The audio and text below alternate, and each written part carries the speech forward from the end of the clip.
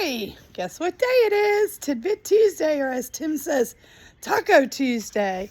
This is Judy Ogden. My NMLS number is 770604. Ogden Mortgage Group's NMLS number is 2152903.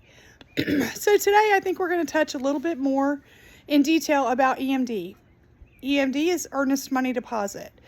For those of you home buyers that are looking to purchase a home with no down payment requirement, FHA or VA or USDA, where there is not a down payment requirement, or maybe a down payment that's a reduced amount, please know that there is an EMD requirement anyway. Now, that is the deposit that's put on the property to secure the contract.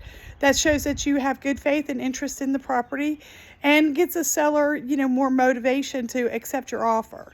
So don't think that, just because it's zero down, there's no money invested. You still have to have operating money. Besides the EMD, you need to have appraisal money, you need to have credit report money, any inspection fee money, and so on and so forth. Now, if the seller is paying all of your closing costs, that money that you put towards all of the expenses and the EMD could then be returned to you at closing. And real estate agents, let's all work together to inform the buyers and that they're going to have an EMD requirement. And some communities are a little bit higher than others. Some communities are a little lower. Just depends on the areas. And also, realtors, please don't assume just because they're going with zero down that they don't have a resource to be able to obtain an EMD. There's a lot of other areas that we can look at if they're not liquid, cash in the savings account. We can look at gifts. We can look at 401k loans.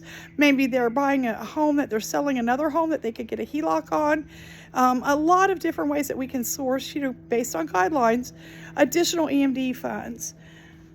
So that's it for today. Now let's go into a little bit of the food for thought. So we've talked a little bit in the past about change and how difficult change is for a lot of people.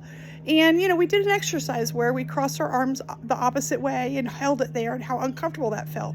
So I wanted to just give you a little food for thought on a saying I came across for change. The three C's in life: choice, change, and chance. Three. Choice, change, and chance. You must make the choice to take the chance if you want anything in life to change. So that's it for today. Please visit our website at ogdenmortgagegroup.com. You can email me at ogdenmortgagegroup@gmail.com. Communicate with me on Facebook, Judy Snyder Ogden. TikTok, OMG, it's Judy O. I hope you have a super day and a great week. Thanks so much.